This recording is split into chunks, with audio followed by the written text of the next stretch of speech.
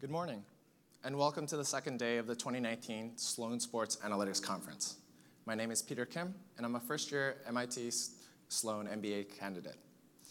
Before coming to school, I spent 3 years working at Major League Baseball, so I know how difficult it is to start and build your career in the sports business industry. That's why I'm especially excited to launch a brand new event at this year's conference that we're calling Career Playbook Series. Here, we've gathered 5 of the top industry executives from a diversity of major sports businesses to share exclusive insights to help you start and build your sports business career. Each speaker will start by sharing their journey, including key insights, influences, and decisions that help shape their career. Then we'll allow for a few minutes for each speaker to field questions from you. We ask that you please remain in your seats for the duration of this event, as we'll be transitioning through speakers quickly. We also ask, if you have a question, to raise your hand, and we'll provide a microphone for you so that everyone can hear your question and start the discussion that way. With that, I'd like to introduce our first guest. Kristi Blasi is Senior Director of ESPN's Stats and Informations Group. Prior to joining ESPN in 2007, she worked in the newspaper industry with the Oregonian in Portland and the Dallas Morning News. Kristi, thank you so much for joining us.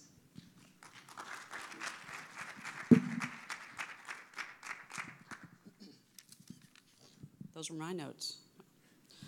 Hi, everyone. Good morning. Thanks for coming. I'm super excited and really appreciative of you turning out at 9 a.m. So I'm going to start with what the Stats and Information Group is, because I don't want you to wonder for the 4 minutes of my speech what that is. So we are, I specifically oversee the research and bottom line wing of the Stats and Information Group. We have a researcher assigned to every SportsCenter show. We have a researcher at the NFL Combine right now, and we staff a number of people in that way.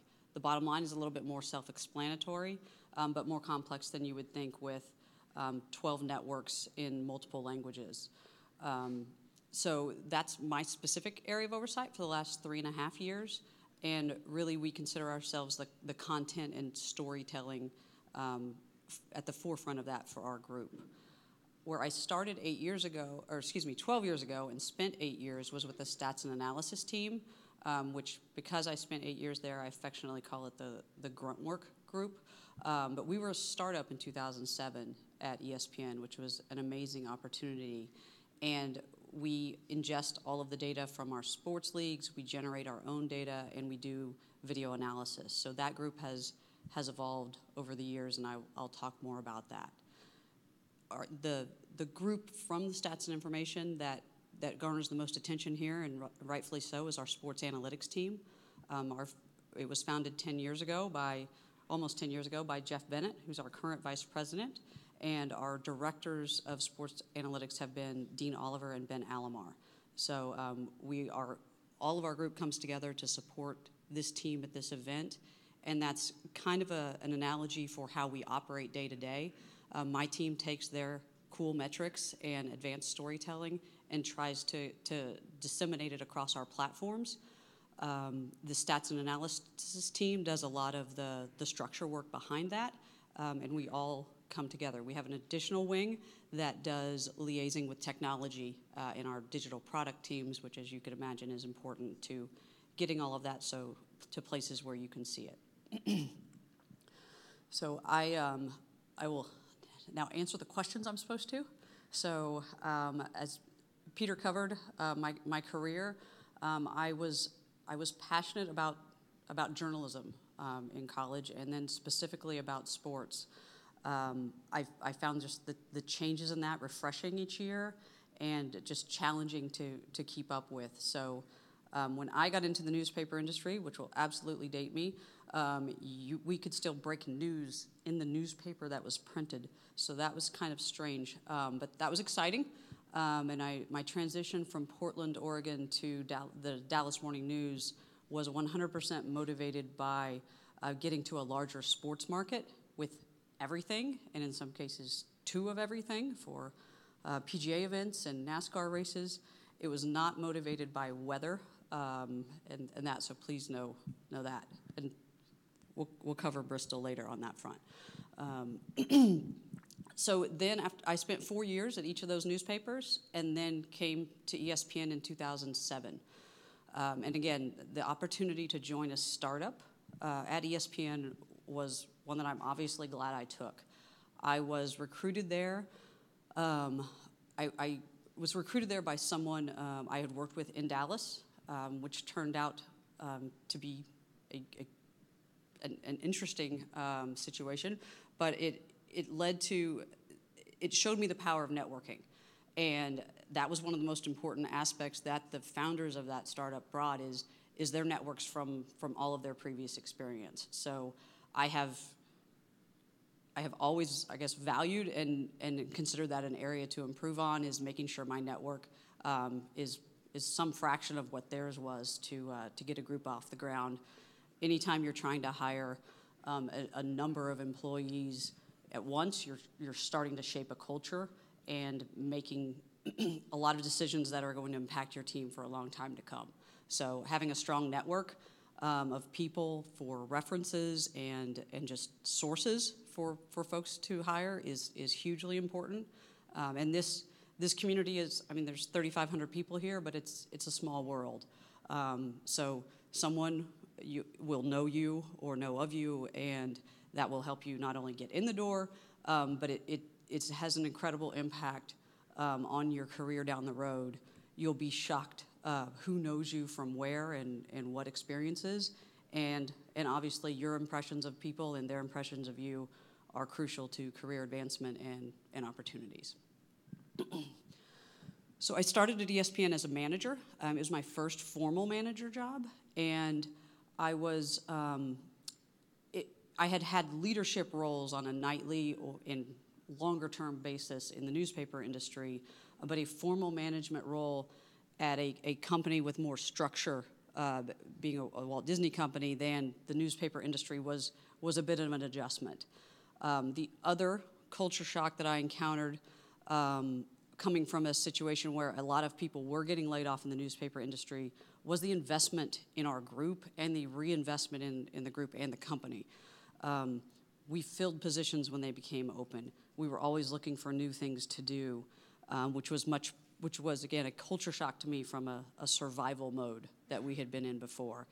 And so 12 years in, I think we try to have a startup mentality still, and look for efficiencies and try to find new ways to do things and new people to serve. It was a fantastic role for me to come into the company. We were trying to converge all of our statistics gathering and dissemination, like I said, across where you see it now is studio panels, bottom line, digital stories, and also your app, your ESPN app, which of course you all have, and also for fantasy sports. So who needs stats at ESPN? The answer is everyone, so you get to know everyone, and it's a natural networking setup. So let's see. I moved from a manager role to a director role, and then to a senior director role. And one of the times I didn't get a job was one of the most impactful lessons for me. And now when I'm telling people that they're not getting a job, gives me more empathy for them. And we often have a lot of deserving people, and we don't always have the number of opportunities that we want, obviously. But that has been a key part of just sort of my development as a manager, I think, and a leader, is a greater sense of empathy over the years. So an interesting thought occurred to me, and never really in this formal way, but Peter had asked us to think about a key influencer in our career. And I will say that 20 years ago, I didn't really plot out that, I'd like to work at night for the next 20 years and see what that leads for my career. But when I got to ESPN in 2007, they had a hiring slogan called, "Are you fan enough?" And I thought it was a little bit silly. We call orientation rookie camp. We're good with sports analogies for our business, which is actually fun and not corny. But are you fan enough? And I was like, okay, I get it. Now I really get it. And are you fan enough to want a career in sports with the hours and the commitment that brings, and I'm going to say kindly, I think, grind. The cycle of sports at ESPN never ends, and in most of the places that you would work. I was told in my first year that the summer would be great. We'd be cruising. It'd be obviously a lot less volume with college sports and football out of season. I'm still waiting for that downtime at ESPN 12 years later. So it doesn't happen, and it won't happen where you are, and that's one of the most invigorating parts about it. But you're making a decision to be in it for the long haul. We have shifts across our group that start at 3 a.m. Eastern and that end at 3 a.m. Eastern. And literally every shift in between. So that is one of the challenges and the sacrifices. I will say that when I worked nights and 4-day weeks in Dallas, Texas, that my golf score was much better than it is now. So if you can find things that you enjoy doing around your work, obviously, and where you're living, that will make it much better. All right. We've got a few minutes for questions. So if you have any questions about ESPN or anything I've said or haven't said, let me know.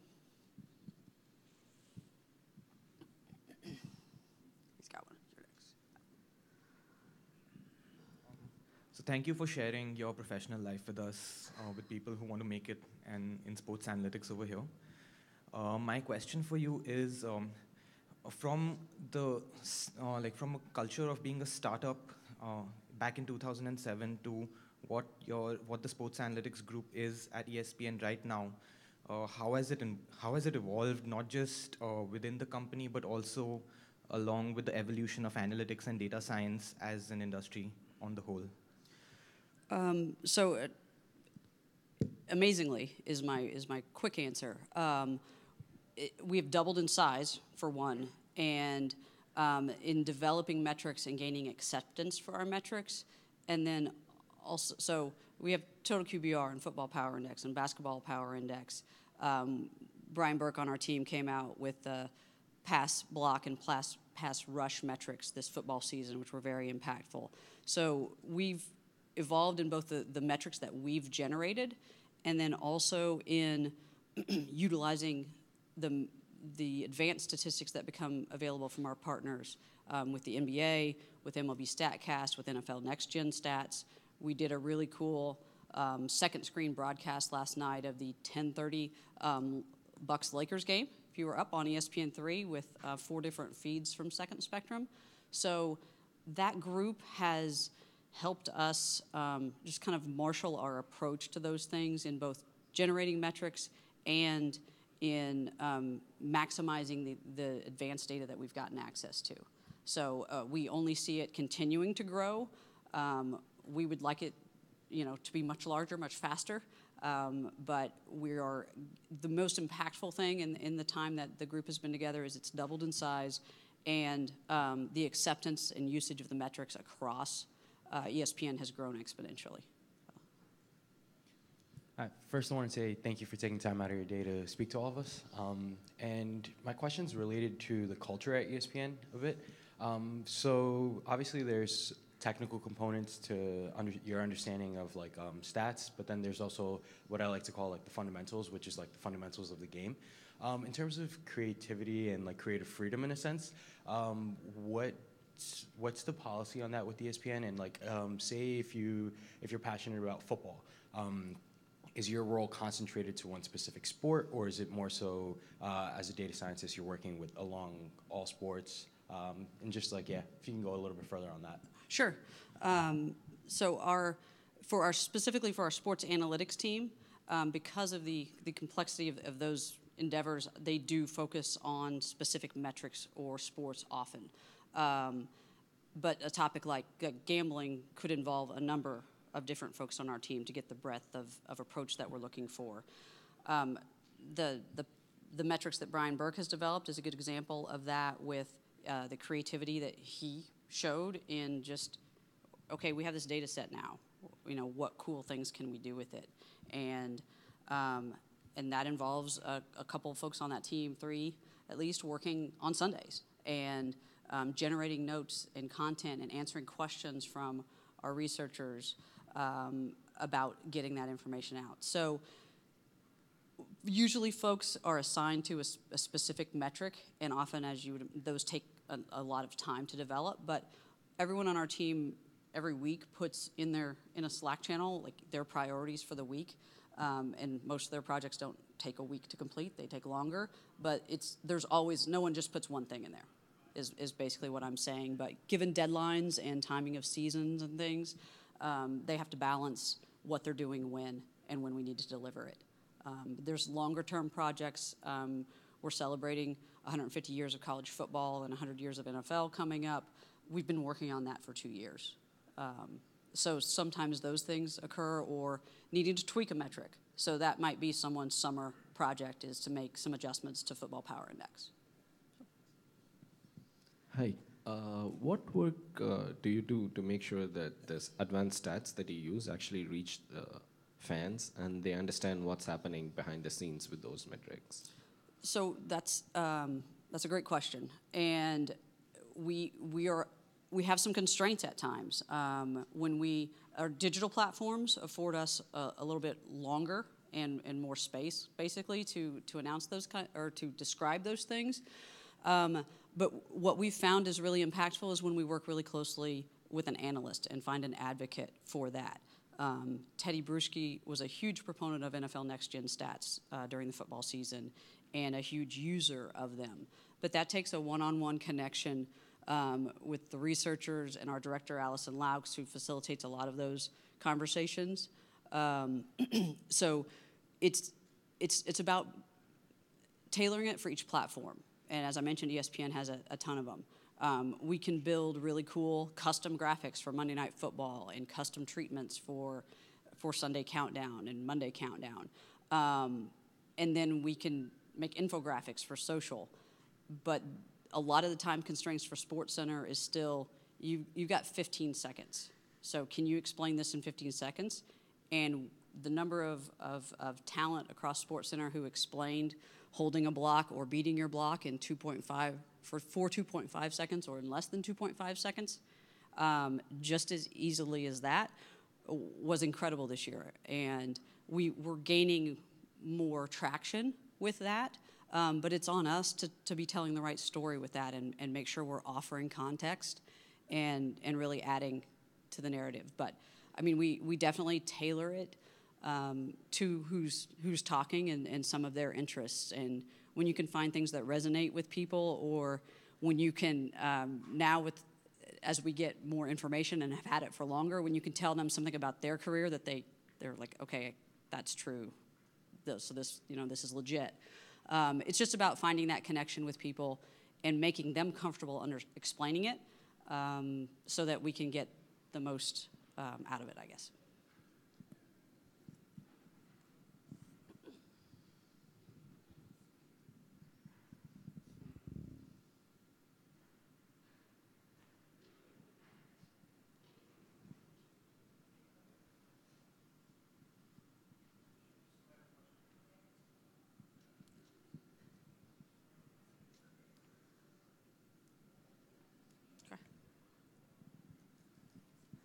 All right. Thank you all very much. Thank you so much. That was fantastic. You good? All right. Yes. Thanks a lot.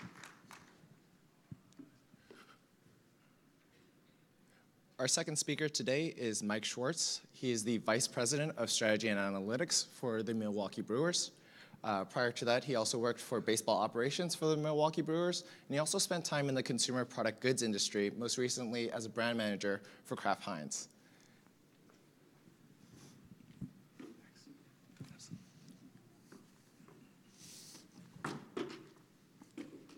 I'm very good on stage.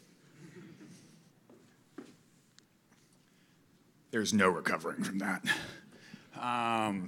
All right, hi, I'm Mike Schwartz. I am the Vice President of Strategy and Analytics for Milwaukee Brewers. Appreciate you guys coming and listening.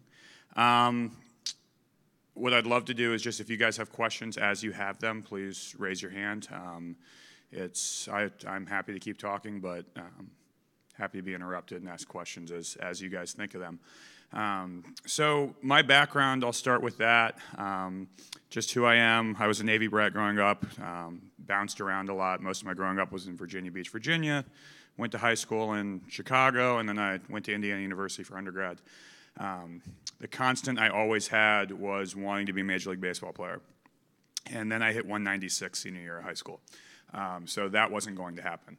And when I got to college, it was still how do I figure out how to get at least as close to Major League Baseball as I can. And I initially thought that I wanted to be a broadcaster.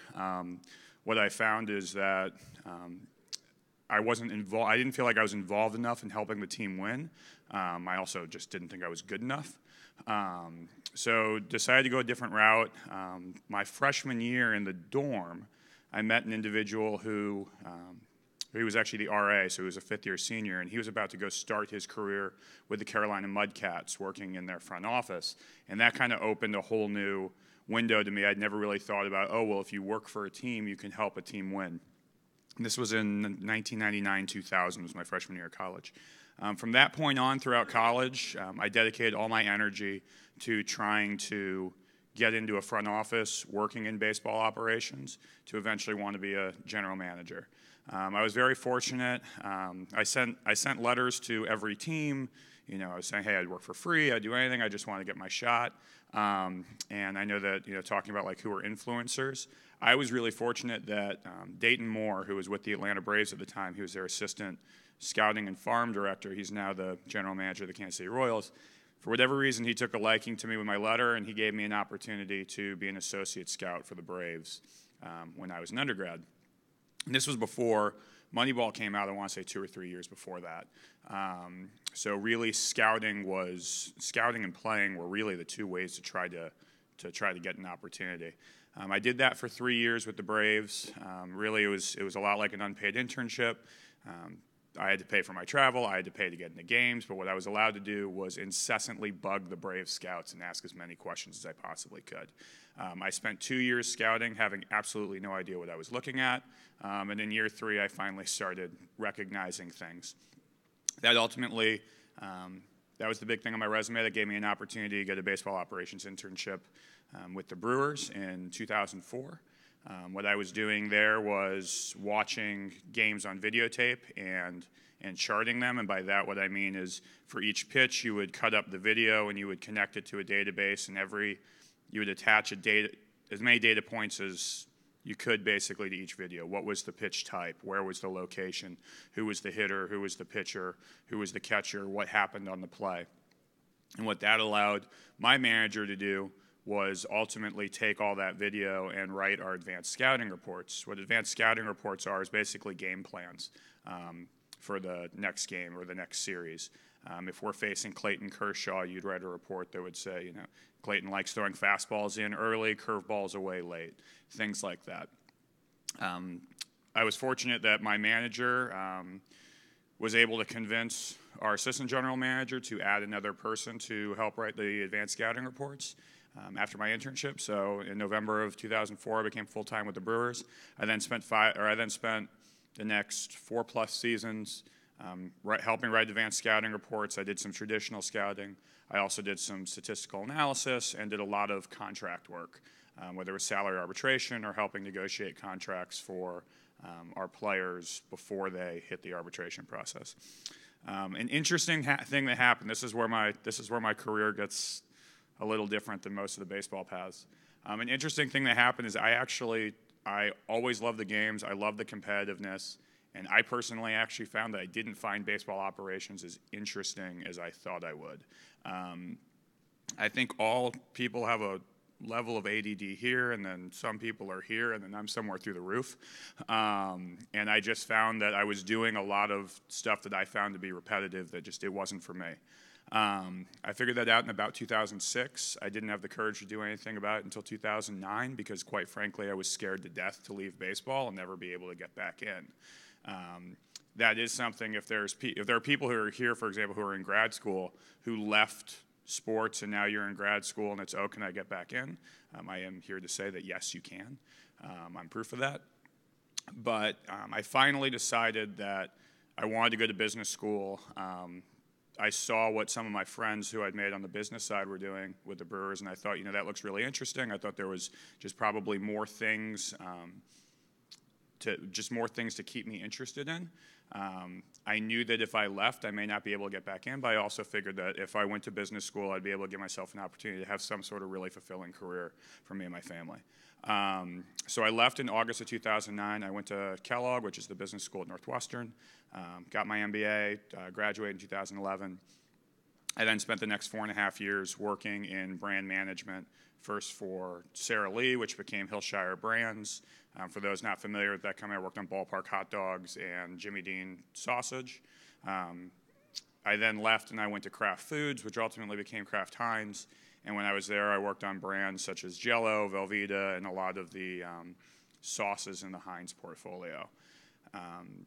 What was really great about working in brand management in Kraft Heinz and at Hillshire was that I really learned how to be a general manager from a business perspective.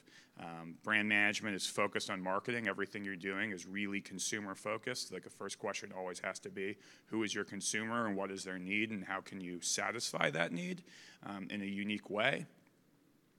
But really it's learning how all aspects of the business work. And that was really, really valuable for me because while I really enjoyed what I was doing in brand management, and there was still this there was this sense of unfulfillment I had because I knew I still wanted to get back to baseball. And I was very fortunate that in January of 2016, I was able to go back to the Brewers through relationships that I'd formed the first time that I was with the team. The Brewers decided that they wanted to hire a director of food and beverage hospitality to oversee all aspects of their food and beverage, including a massive food and beverage redesign that they had just kicked off. And I was fortunate enough to get that position. I actually worked with Turnkey, actually recruited me there, which was one of the most fortuitous events of my entire career was being able to go back and get an opportunity to get back with the team. I was doing that role for about 7 months when I saw that we did not have a strategy and analytics department in our business operations. And I thought that was an opportunity. I'd seen some other teams who'd done that. Another big influence of mine was Andrew Miller, who currently is the EVP of Business Ops for the Toronto Blue Jays. He's someone who has a very similar career path to me. He also he used a JD MBA. He worked in baseball ops for the Cleveland Indians. He then transitioned to the business side, and he basically was kind of the godfather of strategy and analytics and for Major League Baseball teams on the business side, and he's ultimately risen to the level of running business operations in Toronto. So basically, what I did is I pitched to our team, the individual who's now our team president, a strategy and analytics department, and kind of just explained, hey, I think this is something that I think could benefit all aspects of our business operation. It could help us drive more revenue. It could help us be more efficient. First and foremost, it can help us satisfy our consumer and everything that they want, or our fans, is how we speak of the consumer, obviously.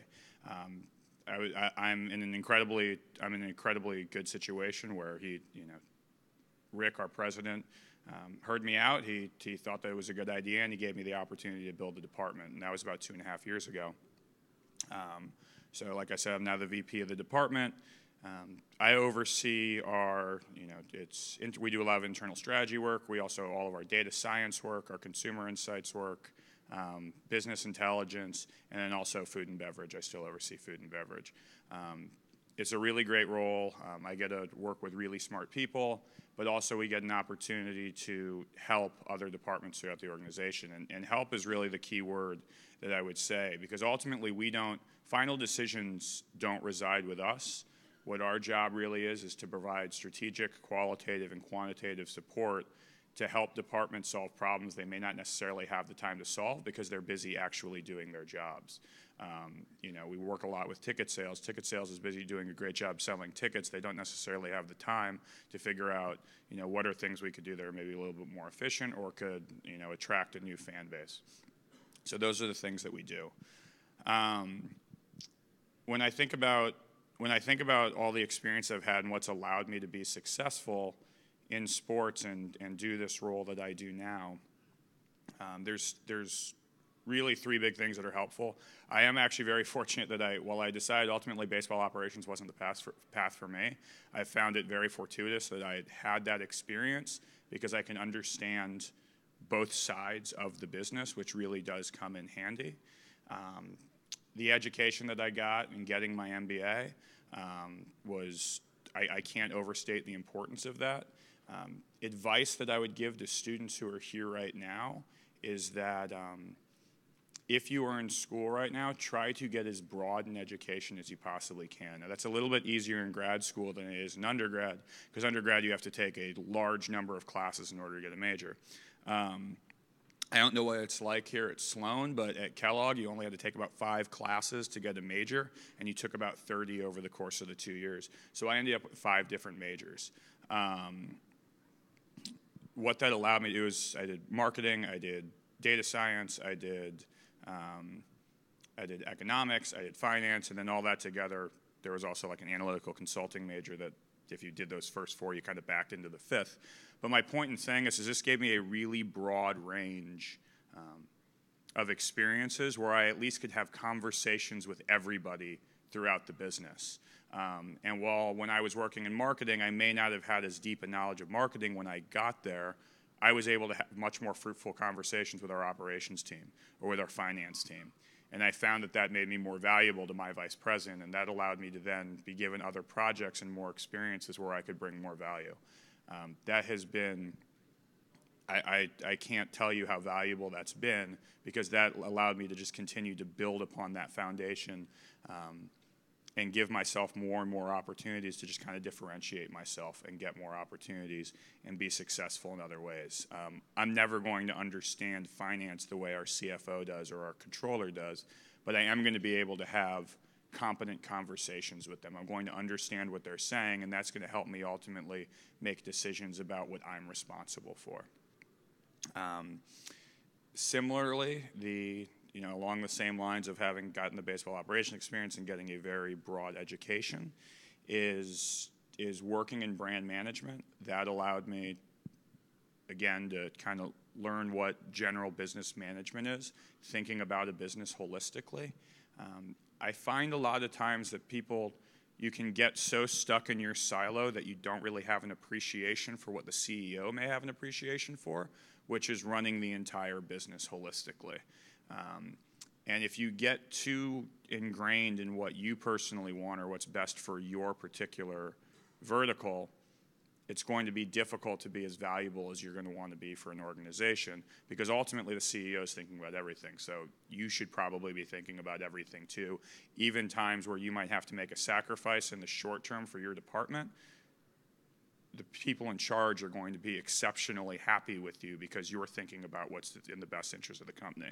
Brand management allowed me to do that as well, because you see how the holistic business works. So it's a very long way of saying, if I'm going to give my ultimate advice, is just try to get as many experiences as possible. The last thing I'll say from an advice standpoint before opening up to questions is I got a piece of advice early on when I was working at Hillshire. Take well thought out risks. It is really, really hard to get to where you want to be in life without taking risks. But what I said before, risks, well thought out, is just as important as actually taking risks. Haphazardly taking risks can put you in a really bad position and can, that may be something you can't recover from. But if you really think something through and you really identify, okay, this is my long-term goal, I'm going to do something that I think can ultimately get me there. It may not work out, but it will put you in a position to potentially have, exponentially more joy and excitement in what you do. And the biggest thing for me was when I made the leap back to the Brewers. I admittedly, I wasn't positive if that was the time I wanted to go back to baseball. Things were going well for me at Kraft Heinz. But ultimately, I saw as an organization who I knew was going to take good care of me. They were going to give me opportunities if I earned them. And I thought, hey, if this, we'll see how this goes, but this felt like the right risk. I've been extremely fortunate. Everything did end up working out in the end. So anyway, I got about 5 minutes left. Questions, anything and everything.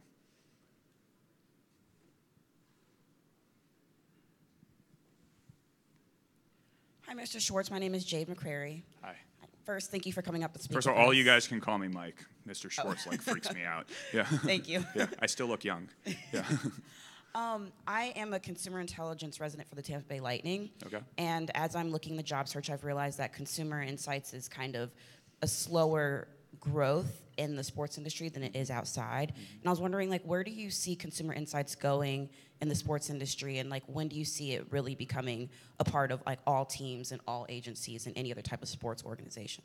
Great question. So for those who aren't familiar with what consumer insights are, it's consumer research. It's trying to understand more about your fans. A lot of time, the thing that everybody hears is, oh, what's the key demographic? And there are a lot of industries where demographics are the most valuable information you can have. But the way it works in the consumer packaged good industry is you try to learn more than just the demographics. You really want to understand who your consumer is. What are the emotions? What are the emotions behind the decisions that they're making? So I came from an industry that relied very heavily on consumer research. And you can see that in a lot of commercials. Take example like the P&G commercials you see in the Olympics, focusing on mom. Those are very emotion-driven ads because they know who their consumer is and they know the things that are going to resonate with them and are going to inspire them to make decisions to purchase P&G brands. To your point, I do think I don't know if infancy is the right word, but it is earlier in the adoption stage right now in sports, I've found. I do think it's kind of, it's funny where Moneyball slowly gathered steam, and now you're at a point where you don't really hear about Moneyball or Scouts anymore. It's just everybody knows you have to do both. I do think we're starting to see that path of more and more teams, at least in baseball, doing a lot of consumer research. You have more and more teams that have consumer segmentations where you understand who's your core consumer and why are they doing what they're doing. It's not just who they are, but it's why are they doing it. Who are the growth consumers we have, and why would our brand resonate with them? I've found even in just the last 3 or 4 years, I want to say the number of teams that have consumer segmentations, which is very research-driven, probably doubled in the last 2 or 3 years in baseball. Like anything, it's not going to happen overnight, but I definitely think more and more teams are starting to realize the value of understanding the question why and figuring that out through insights. Did that answer the question? Great. Awesome. Hi. Hi. Okay, cool. Hi, Kirby, and thank you so much for sharing your story so far. I have a question for you about your time while you were in CPG. Mm-hmm. How are you intentional in the roles and brands you pursued, from the exposure that a brand had to the specific roles within a brand, and the skill sets that those challenged, whether it was more strategy focused or comms focused?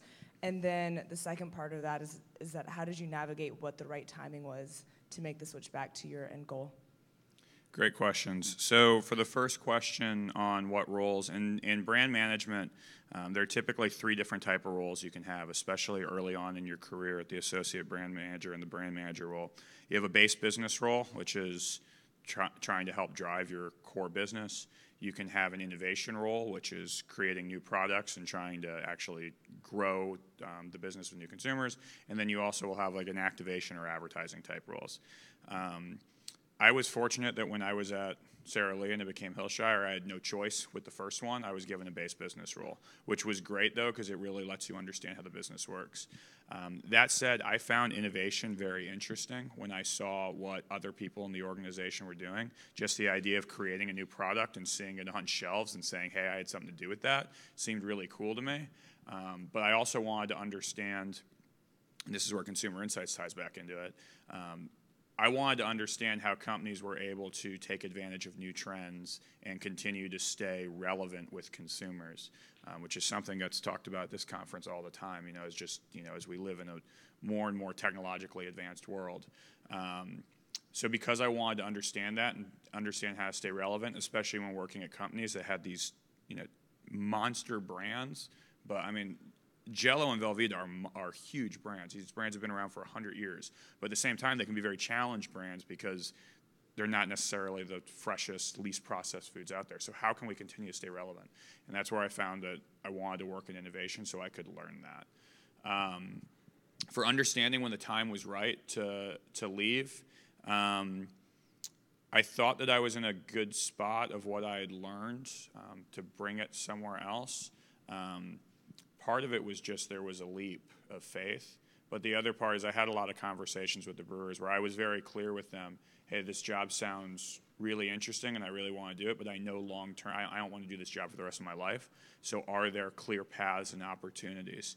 No one was able to tell me a emphatic yes, because it just, quite frankly, it's not fair to tell somebody that because you just don't know.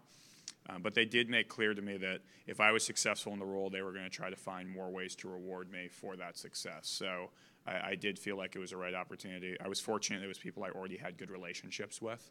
Relationships are key. I will say this, though, a quick aside. Relationships are key. Networking is key. It's all really important. Those of you who are first years right now in business school, do not believe anybody who tell you your classes don't matter and all that matters is networking and no one cares about grades. First of all, everyone cares about grades.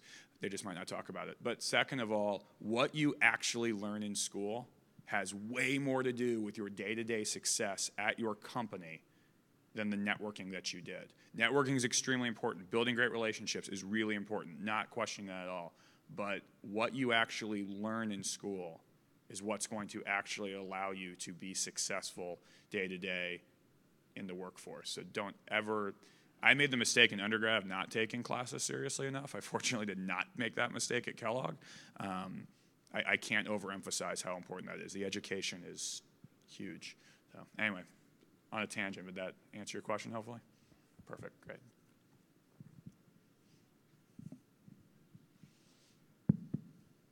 Hi. Hi. My name is Aman. I'm a first-year MBA student at Darden, so thank you for that advice. By the way, Kellogg won the 2011 Darden NBA softball tournament, just saying that. Yeah, it was, yeah. I played first base. It was awesome.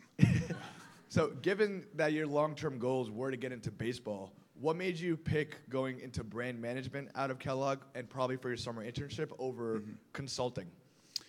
Great question. So I actually, all my essays for business school, like getting into business school, we're all talking about I was going to get into consulting. My wife and I knew that we wanted to be pregnant with our first child before graduation, and I just didn't want the lifestyle. I just wasn't at a point in life to do that.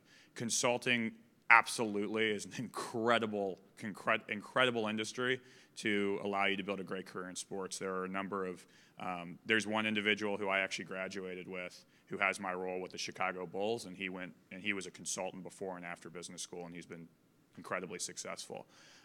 Because I wasn't willing to just make that lifestyle choice, I chose CPG. I mean, Kellogg is a very strong marketing school, so I fell in love with the idea of understanding who the consumer is and making strategic decisions based off of that. I also learned that brand management at general management focused brand management companies would allow me to learn how to run a business, and I just believed that if I learned how to holistically run a business combined with the baseball knowledge I had learned on the baseball side, it could put me in a really good place to help operate a baseball team.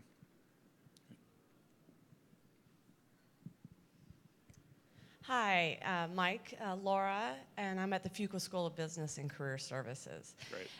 Just curious what you would say to someone. I know you talked about working for the Braves and doing, I don't know if it was an internship, but it was. So it was an associate scouting role. It was kind of an internship in that I was learning how to scout, but it's an unpaid position and you do it. You're not a full-time employee. Yeah. Right. So to that point of being unpaid, what would you say to someone who maybe feels like they can't afford to take a role like that was unpaid? Were you doing something else to help pay the bills? Or what would you say to someone who really wants to get into this but maybe can't afford to not get paid? Yeah, that's a really great question. So I was still in college when I was doing that. It was my last 3 years of undergrad at IU where I did that.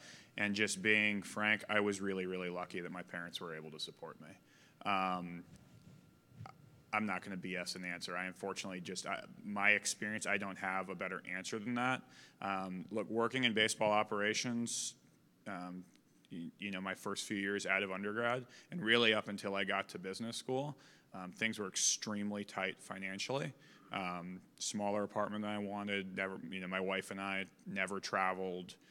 There were a lot of financially driven sacrifices we had to make. Part of it was just that's the industry, and I had to do that. I was fortunate, though, that my parents were, in the times where things really got tightest, I was able to ask for a little bit of help. I unfortunately don't have anything better to say than that. So, yeah.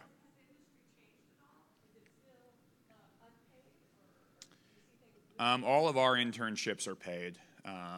We do not have any. I can only speak for the Brewers, but all of our internships are paid now. Yeah. So my internship with the Brewers was also paid. The associate scout role, the reason that was unpaid is it's kind of more of a volunteer position. If you actually, and again, this was almost 20 years ago now, but if you actually scouted a player who the Braves ended up drafting and signing, you did get compensated. You got a reward for that. The other piece with the advanced associate scouting role is it was really up to me how much effort I put into it. I probably put far more than anybody else did because I was in college, and this is really, and I viewed that as basically my most important class in undergrad.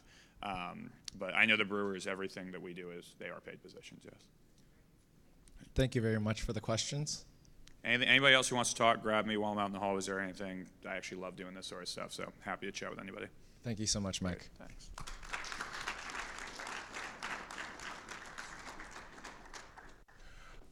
Our next speaker is Josh Brickman. He is the Vice President of Business Strategy for the Boston Bruins and TD Garden. Josh manages the business intelligence, strategic marketing, and applied analytics for all revenue areas of the Boston Bruins and TD Garden. Josh?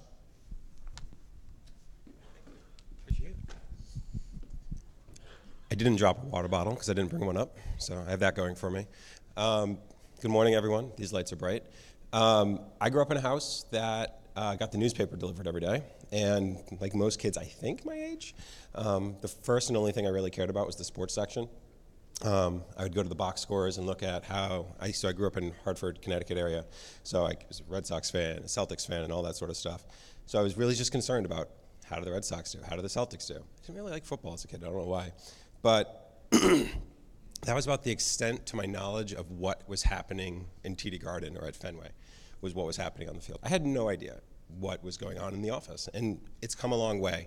As an industry, I would even say since I was a kid, of course, but that was really the end of my thought. I went off to college, was getting an economics degree, an international relations degree, and was on the crew team, and happened to, senior year was a little bit trying to find my way, and ended up in an economics of the sports industry class. It was actually the second semester of my senior year, so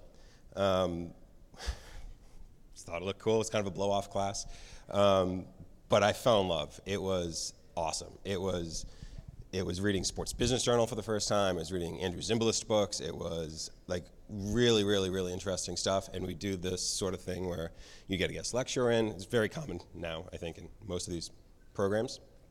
And we get to go to lunch with this person and pick their brain after he or she spoke. And I won this lottery, and it was like probably 20 kids in the class, and so I won the lottery the first time and got to go to the lunch. It was like 3 of us got to go. And I was just like, the professors like saw that I was interested, and was fortunate again. Our professors were the athletic director and my economic advisor, and they actually were college roommates at that school. So they've known each other forever, and they saw me, and they're like, you seem to enjoy this. Why don't you keep coming to these? Like, don't worry about the lottery, just keep coming.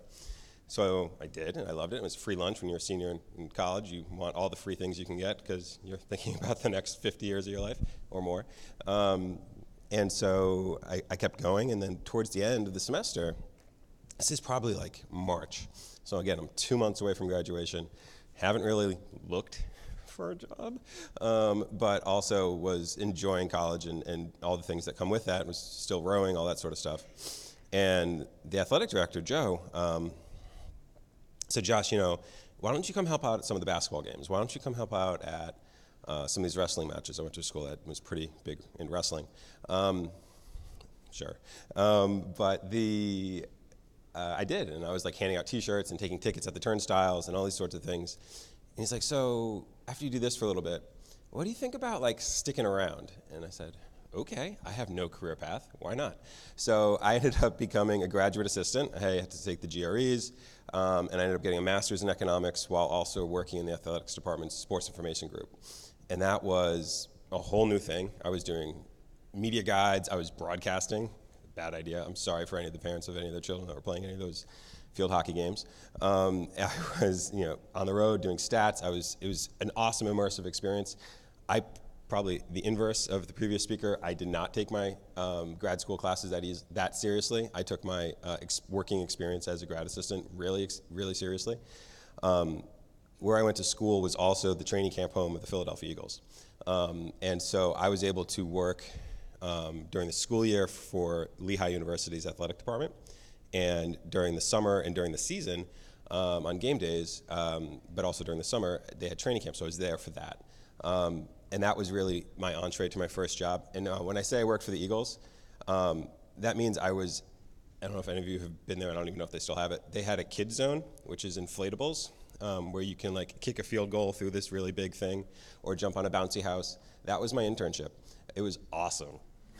It was really good at marketing, learning about marketing. And when I was doing my marketing internship with the Eagles, it was escorting season ticket holders onto the field so they could watch practice. That's what you did. And getting water and Gatorade for Donovan McNabb when he was doing post-session autographs. That's what we did. It was fun. It was great. And I was outside all day, and during the winter when it was the season, I was outside all day for Eagles games. And that was fine, and that was fun. I was able to continue with the Eagles, though, and in the office during the summers as well. My last year coming out of grad school, and they offered me a full-time internship. That was paid. That was minimum wage. I was super excited to be making $7.15 an hour after spending six years in college. That was great. I lived in an apartment about a mile from the stadium and had my car broken into on multiple occasions, which was awesome. Yeah, it was great. But I worked really, really hard. Again, keeping that college mindset, I'd show up for any event or opportunity that would have me on the clock and also get me free food. I stayed late for events to help out with the corporate partnership team. I came early to help out with tours of the facility. I did a lot of really, really intern stuff. I also happened to work really, really closely. I was a marketing intern, and I was actually fortunate, it's a weird thing to say, to have my boss leave couple months into my full-time internship, because that meant that nobody was there to do his job. And as an intern, I started running the research program. I started running or kind of the point of contact with the NFL's credit card loyalty program through Bank of America, which ended up being the second largest in the NFL while I was there. And I just kind of got to do things because there was no boss to tell me not to, and they needed it done. And that was really, really great. At the end of they ultimately backfilled that position, and I was able to continue to have a great working relationship with the Eagles while I was there, and my new boss ended up, similar story, I had really good success because of Turnkey, got recruited, sort of. We were a partner of Turnkey while I was at the Eagles, and they ended up hiring me for a market research role. I built surveys for a year and a half for Major League Baseball teams and NBA teams, and was actually able to start then the second half of my 3 years there, working in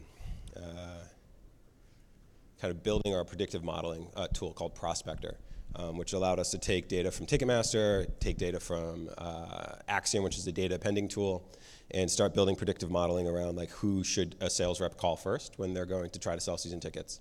And that was really based off of my grad school sort of training and building models, so that was nice. That actually did pay off. So I did that for a year and a half and helped build the business there. Had about 30 clients that we were working with. But I was getting to miss the kind of ups and downs, right? And you'd have 30 clients, that means you're rooting for both sides of the game outcome, because they're all your clients and you all want them all to be happy. I missed rooting for a team. I missed that sort of thrill of looking at a box score and really caring about the outcome. And so fairly early on in my tenure with Turnkey, I was fortunate, so actually this relationship with the Eagles ended up kind of not working out. My new boss, before I left, she left to go to law school, and they tried to hire me to come back. And I said, okay, let's talk about it. And they offered me the role, and I told the owner of Turnkey, hey, the Eagles want me. And he said, don't go. You've just been here like a few months, like, don't go. Stay here, we'll match the salary offer that the Eagles have, and give me 3 years. And I said, okay, sure, all right, it's great. You get the same amount of money, you don't have to do anything different. And so by the end of those 3 years, he said, we're gonna help you get where you wanna go. There's a bit of hyperbole, but I took it at face value, because I'm 23, 4 years old at that point. So 3 years came along, I was ready to go, and he came through, he helped. I ended up getting a role with Monumental Sports Entertainment. I was their first, so for those who don't know, they own the Wizards, the Capitals, they're now Capital One Arena, a bunch of other teams like the Mystics and some AFL franchises, et cetera, et cetera, et cetera. And they were just starting out, this was 2011, they were just starting out their business analytics team, which really meant let's do dynamic pricing. It was kind of the vogue thing in the NBA at that point, and so they brought me in to manage it. I went through the RFP process, picked a vendor, worked very closely with them in our ticketing group and a box office team, and started working on dynamic pricing. And that led to variable pricing, and that led to game plan pricing, and that led to season ticket pricing, and retention modeling, which was something I had done while I was at Turnkey as well. And continued to sort of work in that vein on the ticketing side of things for quite a while. My boss, Jim Van Stone, while I was there, was the VP of Sales and Service. He ended up getting promoted a couple times to the point where he now was overseeing our corporate partnership group. And as part of that promotion, I got to ride his coattails and start working on corporate partnership analytics, which really meant pricing assets, doing research to measure performance, working with our digital metrics on how we're going to deliver impressions or whatever we wanted them to be from a metric standpoint for our digital ads or emails or social platforms. And that was great. Continued to do that. I was there for growing the team now. It started, I was one, hired an intern fairly quickly. By the time I left in 2017, I had 9 people, which was great across the partnership side and the ticketing side and some of the email marketing groups that we were working with. And I got headhunted. Sorry, I'm losing my voice. I got headhunted by a former colleague at Turnkey who left to go to a different executive search firm, and they brought me here. They knew that I grew up in this region, and I got the role, and it was relatively similar, but with some added sort of aspirations. It was a different scenario. Instead of owning all the teams and all the buildings, this is owning one of the tenants, not the Celtics, and the building, and working in a much larger sort of organization with Delaware North as sort of the driving force of the ownership group. That is different culture, different sort of mindset than what Monumental was. It was a single owner here, kind of at a corporate level, but also Monumental was a lot more teams, single decision maker. It's just different, not bad, not good, just different. And so now here the role is really understanding how we can utilize our buildings data when it comes to our mobile apps, our Wi-Fi, our parking, our retail, our concessions, in addition to the things like ticketing, in addition to the things like premium and sponsorship. So it's really starting looking wider than the box score, but also like how much money did we make tonight for tonight's game. So it's been fairly fascinating and something I've really enjoyed my time. And also I get to potentially, I probably could get the Hartford Courant delivered to my door, but it'd be a little bit weird. So we now get the Boston Globe. Comes on Sunday only, and my wife loves getting the coupons, but nobody looks at the sports section. So that's kind of what I do, and that's where I am, and that's how I got there. I've got 8 minutes and 47, 46, 45 seconds left. Happy to take any questions.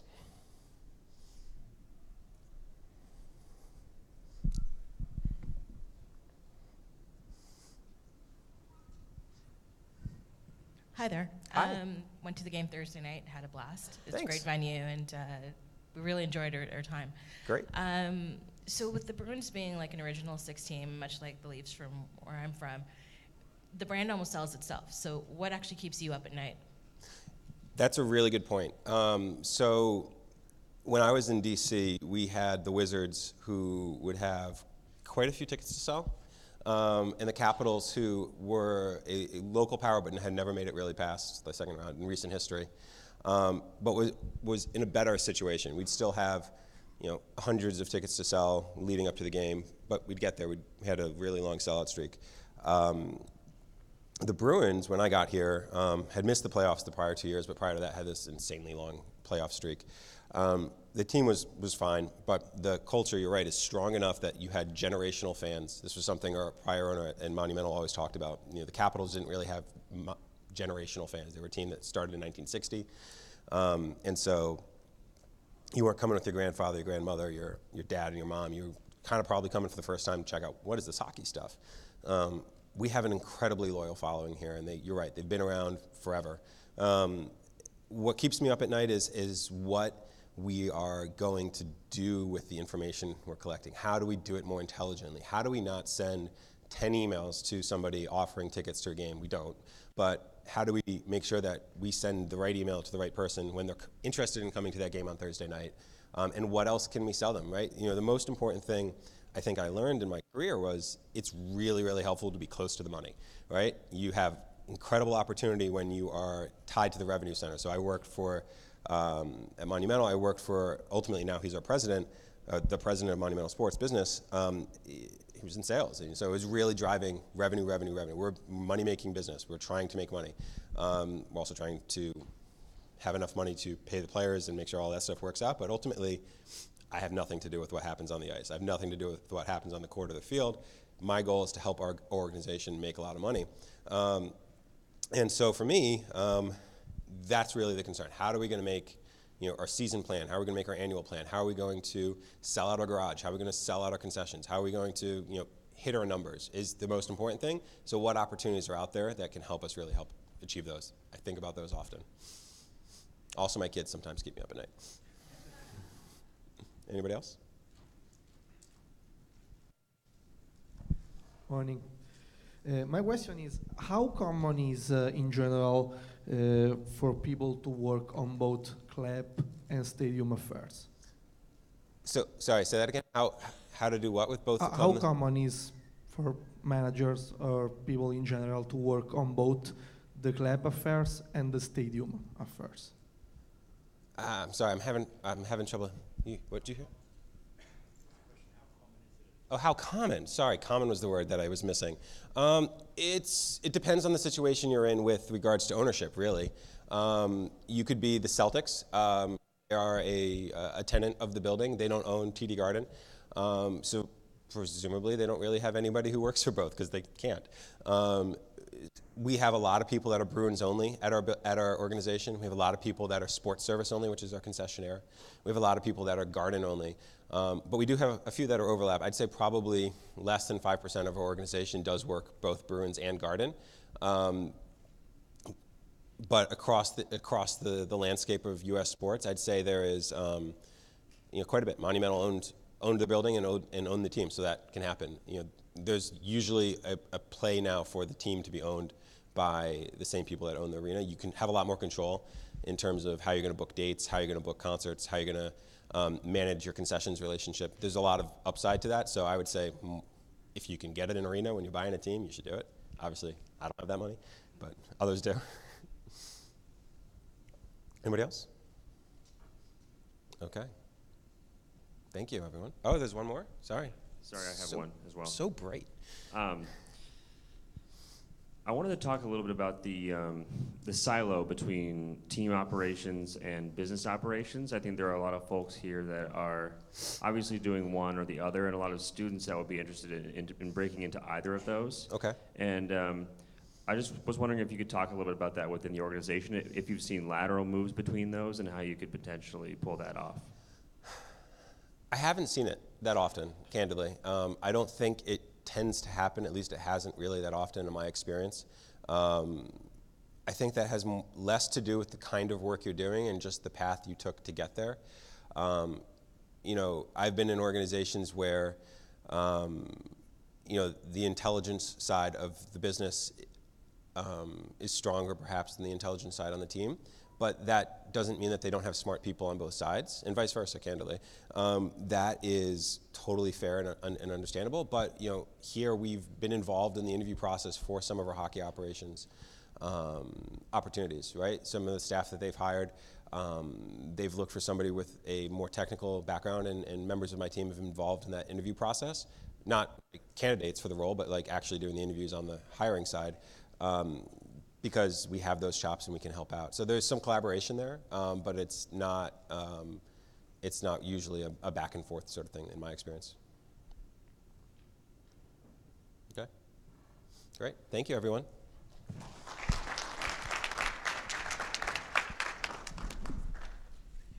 No problem. Our fourth speaker today is MIT alum and Assistant General Manager for the Detroit Pistons, Sachin Gupta. Prior to working for the Detroit Pistons, he also served as an advisor for Houston Rockets GM Daryl Morey and as Vice President of Basketball Operations with Sam Hinkie at the Philadelphia 76ers. He also helped to foster the baseball advanced analytics movement with ESPN by creating the widely popular NBA trade machine. Welcome home, Sachin.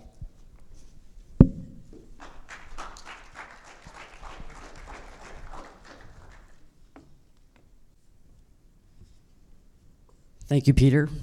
I've actually been coming to this conference since year one, back in 2005, I think, when it was in a small classroom at MIT. So it's exciting. This is my first time on this side, which is interesting.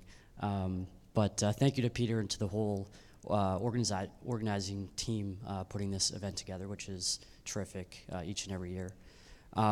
So I'll tell my story and then open it up for Q&A. So I'll go back to undergrad. As Peter mentioned, I went to undergrad here at MIT. Entering school, I didn't really know what I wanted to do. I was always passionate about sports, but didn't know that, single track, that this is exactly what I want to do. I studied computer science in school because I figured that that's something that could be applied to several different industries, and I just wanted to keep as many doors open as possible.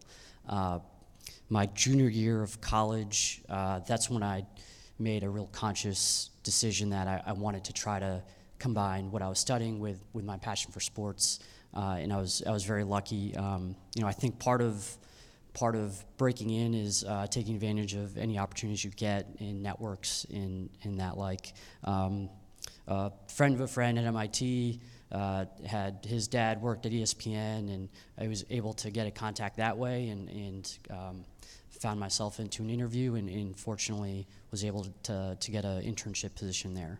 And I think internship positions are a great way to break in. That turned into a full-time position after graduating. I was at ESPN for 2 years at ESPN.com as a software engineer.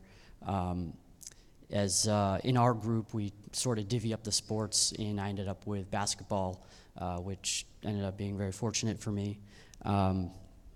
Worked closely with some great people there. I think that's another thing. You don't always know who you're going to work with, but when you have that choice, I think the people that you work with is really important, and the people that you work for. So I worked with some great people at ESPN. I worked closely with the NBA editors there, Chris Ramsey, Royce Webb, who's here, and some of the writers, including John Hollinger, who now works for the Memphis Grizzlies. So working there, Chris Ramsey came to me with the idea for the trade machine, and that was a great opportunity, something for me to dive into that I really enjoyed and had a great interest in. So I spent a lot of time learning the CBA, which was fun for this project, but again, I didn't know it at the time, but that would end up becoming a big part of my job in the future. I worked closely with John Hollinger, also implementing a lot of his advanced metrics, PER, and at that time was Moneyball had just come out in sabermetrics, and use of analytics was pretty strong in baseball at that time. In basketball, it was just starting, and I felt like some of the work that I was doing at ESPN.com could help a team, and really wanted to be more invested in the wins and losses of a team. And so I started at that point just looking for different opportunities, and Daryl Morey, who I think everyone in here probably knows, general manager of the Rockets and creator, along with Jessica Gelman, of this amazing conference. So Daryl was working for the Boston Celtics at the time. He was giving a talk at MIT, and drove up from Connecticut and went to see him speak, and he was talking about doing Moneyball in basketball was what he was doing with the Celtics at the time, and really that's exactly what I wanted to do. So I kept in touch with Daryl, and he got the GM job with the Rockets, which was an amazing opportunity for him, and he posted one of his first job postings was for an analyst to help build his analytics infrastructure. So for me, I was sort of the right place, right time. I worked closely with NBA data at ESPN and with databases, and that was sort of the niche that he was looking for and the skill set that he needed. So I was very fortunate to land that job with him and Sam Hinkie. For me at that point, working for any NBA team would have been a dream. But I was so lucky to work. As I said before, the people that you work for is really important. And to work for Daryl and Sam was really special. They gave me, they hired me for a specific task to help build their analytics infrastructure, and that was my job day to day. But they were, given that I had learned the CBA a little bit in the past, I'd have ideas on trade ideas or contract structures or strategic ideas, and they were very receptive and, in fact, encouraging me to come up with more. So it was a really terrific work environment, and over time, that became a bigger and bigger part of my job. So I was there for 6 years, and then I left for business school. A year into business school is when Sam got the president GM job with the 76ers. And he wanted me to join him there. It was a difficult decision between going back to the Rockets family or joining Sam, but the allure of doing something unique and special with Sam in Philly drew me there. We were there for 3 years in the prime process years, if you will. And things went how they did, but very proud of the work that we did there, and I think it's bearing fruit now. I learned a lot during that experience, but I left soon, chose to leave soon after Sam did, and after a brief hiatus, came back to the Rockets family as an advisor to Daryl, and was really fortunate to be part of the special year that they had last year. And this year just had a great opportunity to, I finally left the Daryl and Sam tree and joined a new crew in Detroit with the Pistons with Arn Tellem and Ed Stefanski. Again, as I said before, the people that you work for is really important. And I didn't know anyone with the new Pistons crew. It's an entirely new front office and coaching staff. But after meeting those guys, I was really impressed, and they're really terrific people, and I'm excited for this new opportunity.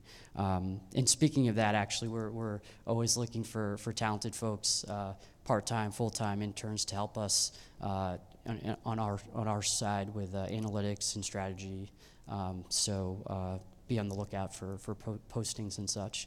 But that's my quick story, and I just want to open it up to Q&A and try to help answer questions. And even beyond this, in the halls or whatnot after, I'm happy to help any way I can. Questions?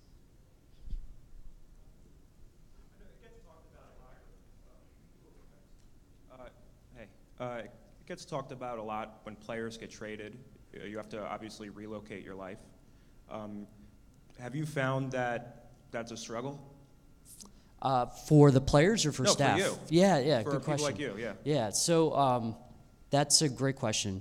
I think it's a hard industry to break into, and there's only so many teams. First of all, a lot of us would probably it's a dream to work for any team, and there's not opportunities with all of them. So you do need to have some amount of flexibility, particularly when you're breaking in, to kind of pick up and move and go wherever. And then even after that, in this business, things change quick. Coaching staffs, front offices, things can change quick. So absolutely, I've been fortunate. For me, it's for most of my career, I haven't had not fortunate that I haven't had a family, but it's been easier for me in that respect, in becoming more challenging. Yeah, it's definitely something that if you want to be part of this, is something to be aware of. Yes, that's a good question.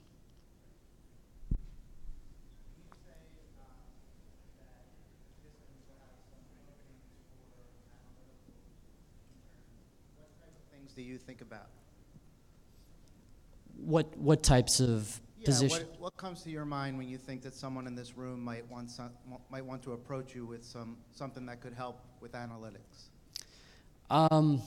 There's so much in our sports. Certainly, there's just so much data that we're still trying to wrap our hands around. When I started working with the Rockets back in 2006.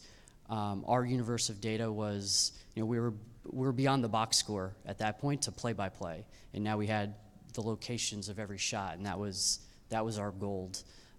Nowadays, the data we have from the cameras is so immense. 25 frames a second. We have the exact XY coordinate of all 10 players. For the ball, we have the X, Y, and Z coordinate. You guys have probably seen a lot of the research papers that have been done here. There's so much insight in that data that we're still trying to pull out. So anyway, and that's just one piece. There's the things that we're trying to do on our side is we try to help the coaching staff any way we can with strategy and preparation, and then. For us, we're trying to put the roster together, draft, free agency, trades, and so any way that can help us evaluate players better, predict future performance, and help us make better decisions.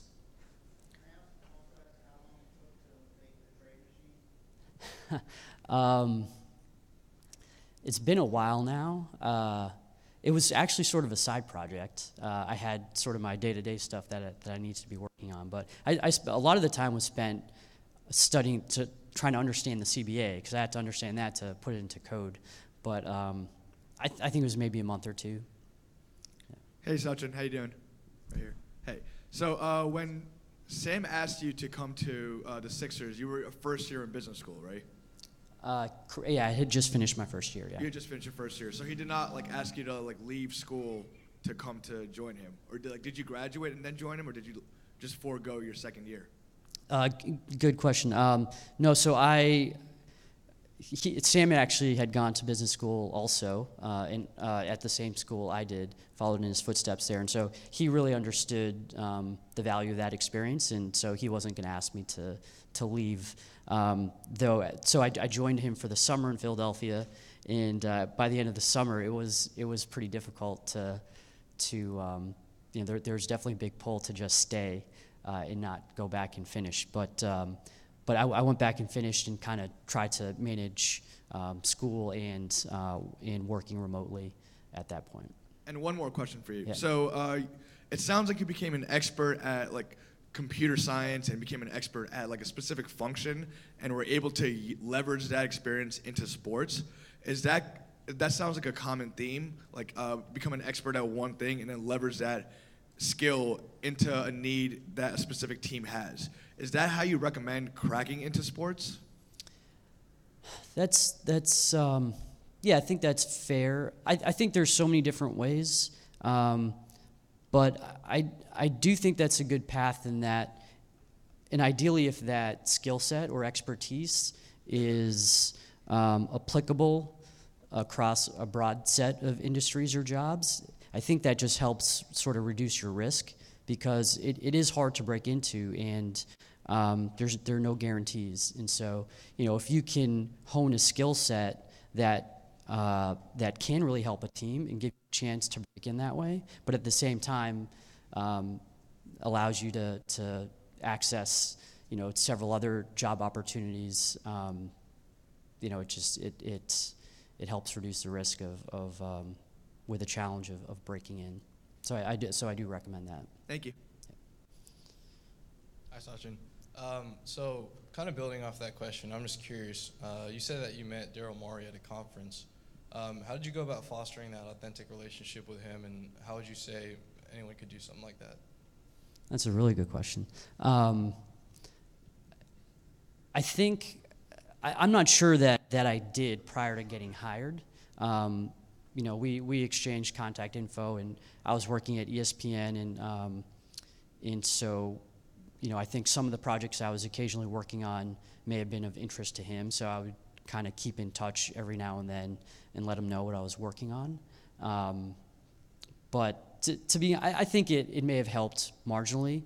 I think more so once it, you know, got to the interview process, it was more about, you know, what I could do to help them. And I think just having worked with the data and having experience with databases for that specific job was what worked out.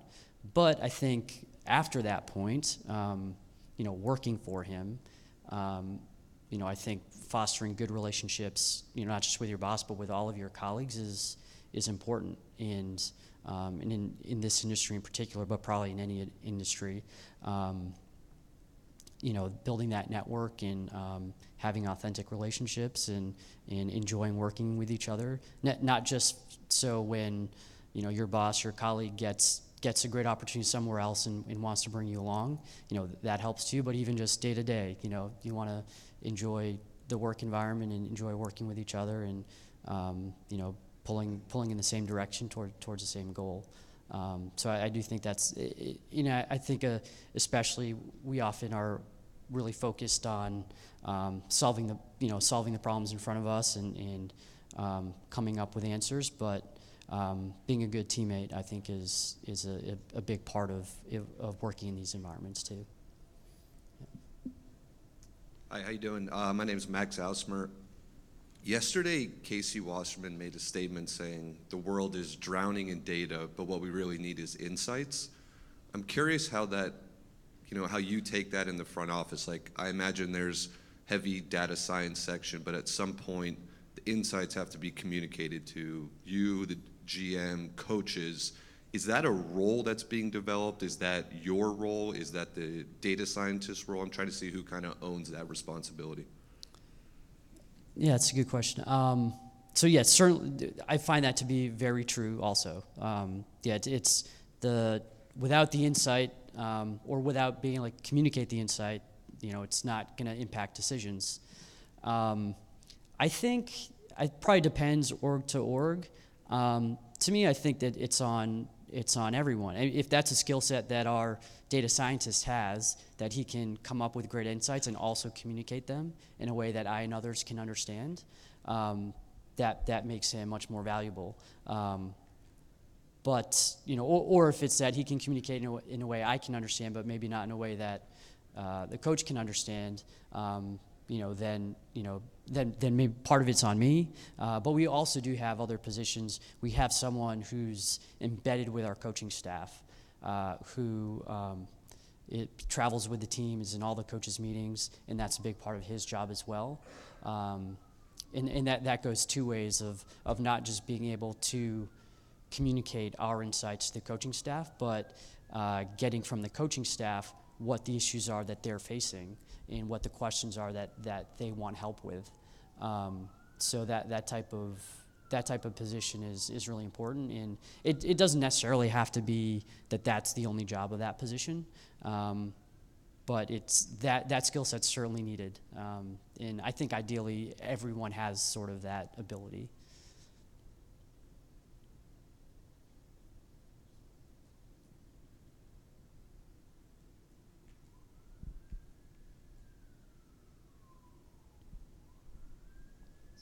In the interest of kind of skating towards where the puck is going rather than where it is now, what are some of the skills that you're looking for your hires over the next kind of 10 years? It sounds like your job has changed an awful lot since you first joined in 2006. So maybe you can just talk about where the future's going, what skill sets and capabilities people should look to develop for the future.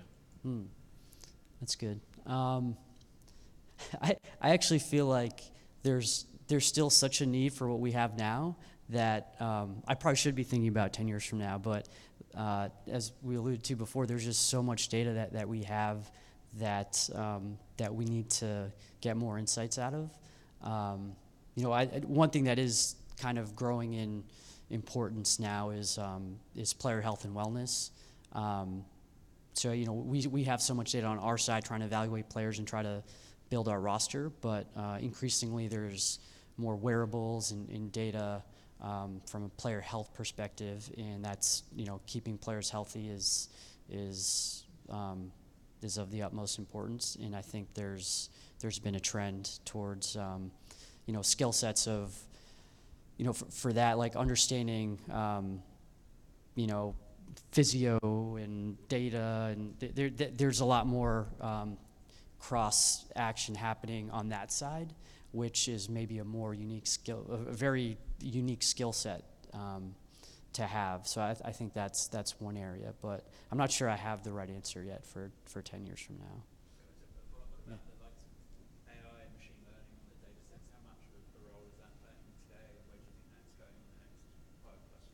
Oh, absolutely, yeah. Yeah, we have someone on our team who's sitting back here who everyone should talk to later as well, John Sears, who helps out part-time.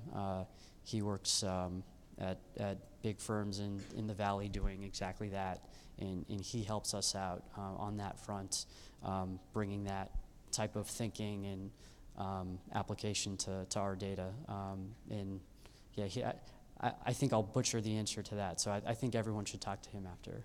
But certainly it's we have a need for it with all the data that we're swimming in, and we're hoping to get some good insights and to use that in our decision making.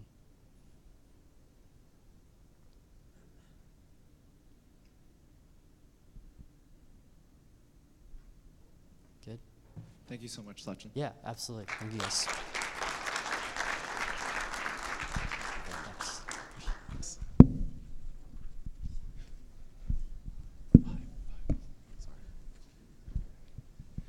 So our final speaker of the day is Dan Hannigan-Dailey. He is the Sportsbook Product Director for DraftKings. He handles the entire product timeline from conceptualization to launch to including development and optimization. So Dan Hannigan-Dailey, thank you so much for joining us today. Thank you, sir. Thanks for having me. So I'm Dan Hannigan-Dailey, Product Manager on the Sportsbook at DraftKings. I'll just start off, kind of tell you a little bit of my tale and how I got to be where I am today.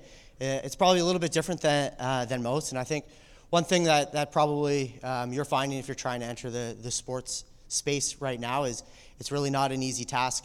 As you mentioned earlier, there's only so many teams, there's only so many jobs, and there's a lot of folks that are really passionate about sports, obviously.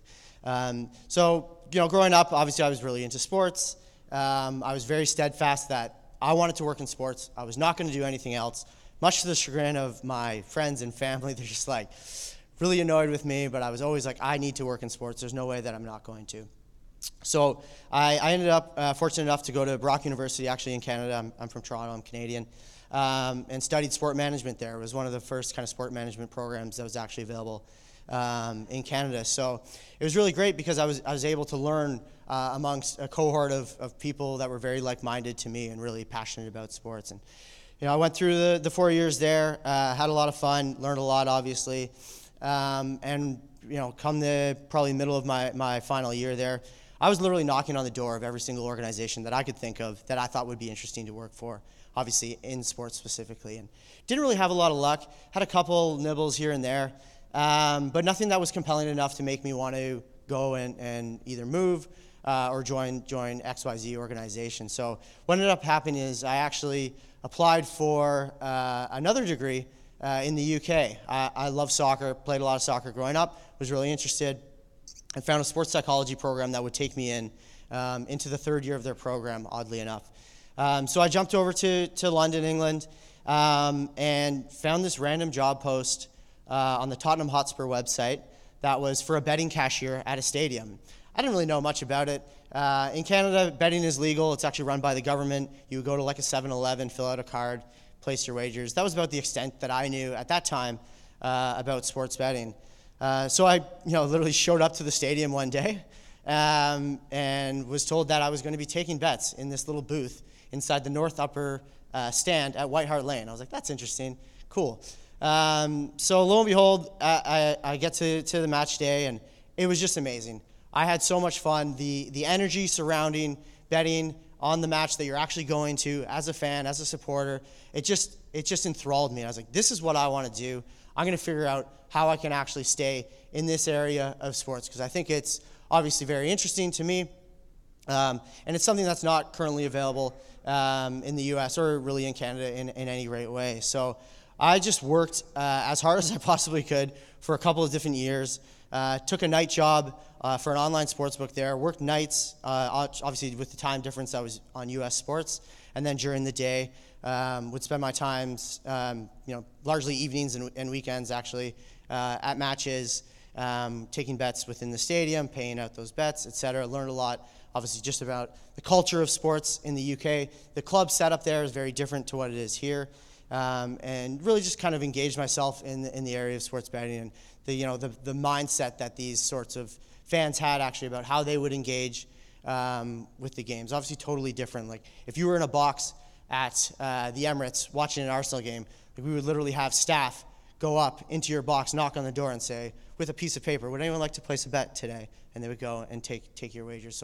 So pretty interesting, I thought. So I was fortunate enough in that company believed in me and gave me a lot of opportunities. And I think that's something that's really resonated with me kind of throughout my careers. I've been very fortunate to have employers and specifically like my direct bosses who gave me a lot of leeway to try different things and gain a lot of expertise or at least access to skills in a number of different verticals, whether it was operations or trading or marketing, you name it. I had the opportunity to go out and just like reach and grab whatever it is that I thought would be interesting. And obviously not every single time it was successful, but in the process you learn a lot. So that company was great. I still keep in touch with them, and they ended up promoting me to be the stadium operator for all of the London clubs, so Arsenal, Chelsea, West Ham, Fulham, and Tottenham as well, obviously, which was awesome.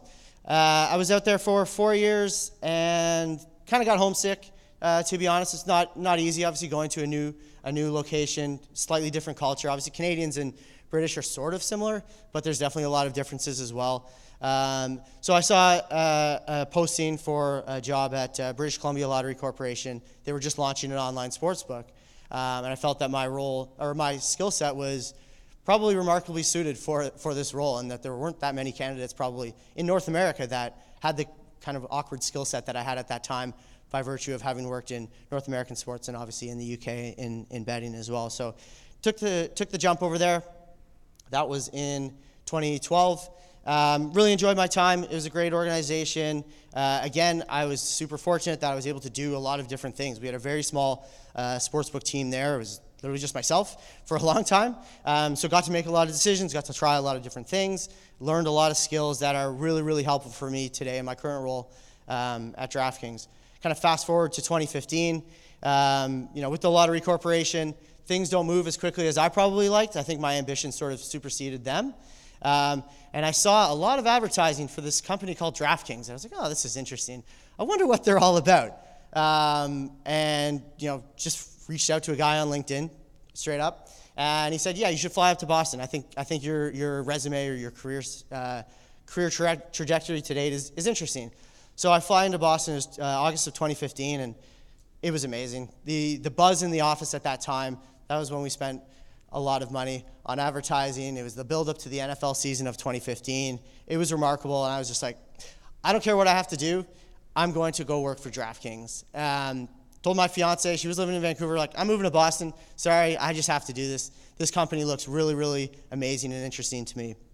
So I took that jump, moved down to Boston, and literally right when I got into the company, some of the sort of trials and tribulations, I suppose, kind of hit DraftKings. It was around September, October of 2015 when the New York AG and Nevada issued some statements and whatnot, where the company was on this explosive growth trajectory and then sort of not declined, but just sort of leveled off, I would say. Where we were hiring probably 10 people a week, we stopped hiring altogether. Continued obviously to work on the product, and it was a really interesting time because there were a lot of ups and downs, and I think DraftKings has been a really awesome company to work for, in that there's a lot of very passionate people, a lot of people who really believe in what we're actually doing and trying to change the way that sports fans consume sports. Like, I saw a lot of that in the UK, and I thought it was really interesting, and I'm really fortunate to be in a position now where I can take a lot of those learnings and bring it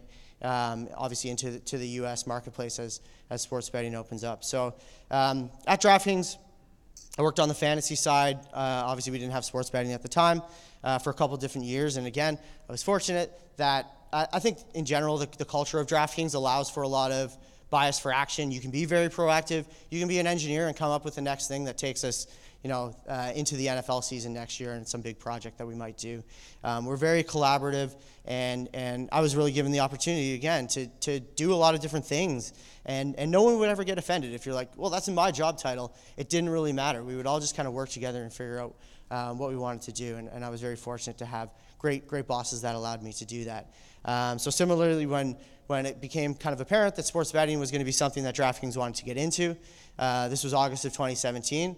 Again, I felt like I was very uniquely positioned to kind of be at the fore of the company's push into that space. So I was given the great opportunity to work with some unbelievable engineers to create the initial prototype, which we were getting ready in about January of 2018 rather. And then everything started to move really quickly from there. As PASPA got overturned, we were kind of full steam ahead, launched the first digital online sportsbook in New Jersey on August 1st.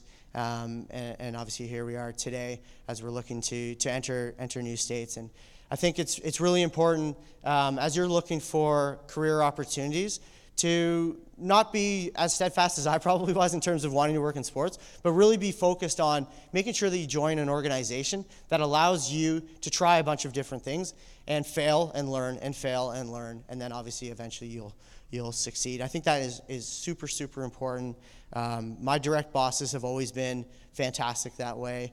It's never a I look up to them relationship. It's very much on the level, and that's how I treat obviously my employees as well. I think everyone should be treated equal, and we should have a collaborative kind of approach to a lot of the things that we do, because even if I have 10 years experience in sports betting, someone next to me might have a better idea than I do, even in this space, even if they don't know anything about sports betting. And you should be open to looking at those ideas and trying different things. So that's a little bit about me. I'll open it up to some Q&A.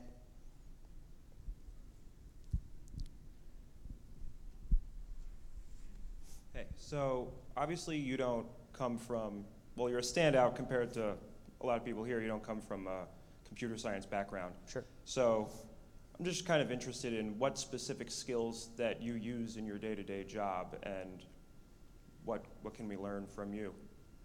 Yeah, that's a good question. I mean, it's a little bit of everything for me. While I don't have a computer science degree, I've definitely worked really hard to learn as much as I can in this space. And I mean, even when I was like 12, 13 years old, I would be doing all the weird kind of working on the EA Sports games and making changes to the jerseys and putting the ads up on the boards and whatnot, and learning as much as I could in that regard. And I think I'm really fortunate, obviously, at DraftKings and similarly at BCLC, that engineers that I would work with were very open to teaching and helping me learn a little bit more about how their functions, or how their side of the world, I guess, functions. And I think that's been really important, is that there's lots of different courses that you can make or that you can take rather, and try to be rounded as much as possible. Again, like, I'm not going and coding different things, but I can write a little bit, and I think that's just useful as I bring the business side of it to the product, obviously. Cool.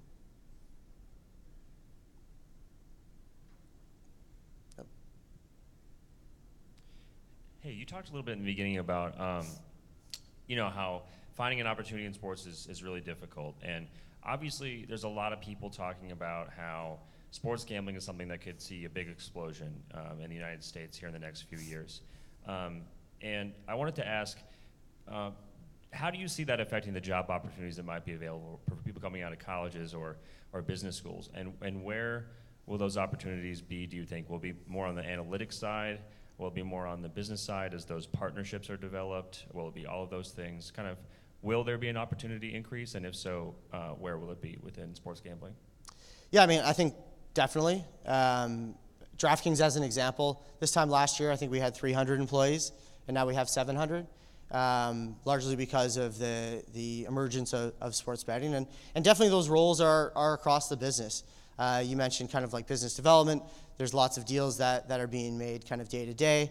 There's also opportunities within trading, operations, obviously engineering as well. I think definitely as more and more states open up, as there's just simply more money available out there in terms of sports betting, as we bring it from the offshore sites into a regulated environment, that there's just going to be more and more opportunities. And I'm really interested to see, to be honest, how the next 2-3 years go. As sports betting's been around for a very long time in a number of different forms, but I don't think it's ever been pushed to the edge, especially on the technology side, the way that it's probably going to be done here in the U.S. I mean, even as a company like DraftKings, the pace at which we develop and move is exceptionally faster than any of the operators that are out there in Europe that have been doing it for a lot of years. So I think it's going to be really interesting, and yes, definitely there's going to be a lot of opportunities, not only in terms of jobs, but probably venture capital as well.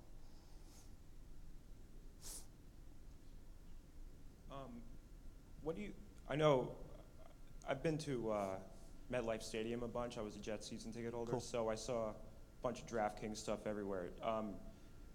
Do you see that expanding? Is that what you guys are looking towards? Do you want to have a model where people, like it's like betting in England, where people are kind of just free-flowing? Yeah, I mean, I think it's going to be a little bit of a mix. I don't think we're going to spend on the marketing side the way that we did in 2015. I think we've learned a lot from the way that we approached what we were trying to do then to now. I think it's largely going to be going forward more about being smarter about your digital marketing efforts, largely trying to create these experiences that are more tailored to the end consumer. I work a lot with our data science team to make sure that we're creating kind of personalized experiences to you, because we do have a lot of data about our users. Whether you're a fantasy player and you're always picking Sam Darnold and whoever else, we're going to give you opportunities to bet on the Jets and the Jets over and Sam Darnold player props and whatnot. I think it's going to become commonplace. I mean, we see it right now by virtue of the technology that we have. We have great kind of geolocation data, and we can see tons of activity at the stadiums on a game day. And I don't think it's going to go the way that it has in the UK, where there's like literal booths kind of embedded within the stadium. I don't think it needs to be, just because you have your phone and you can place wagers, and most of the stadiums here are fairly well fitted with respect to Wi-Fi, and just kind of your service is decent enough there, whereas in the UK those stadiums are super old and they don't have that capabilities just yet.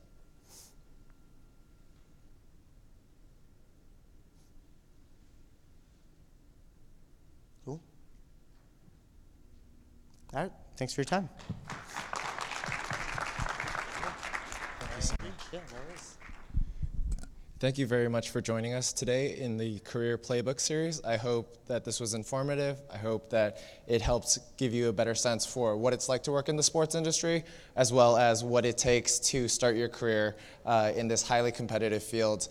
Speaking from experience, I love my time working in baseball, so I really advise all of you to follow your dreams and give it a shot. Thank you so much.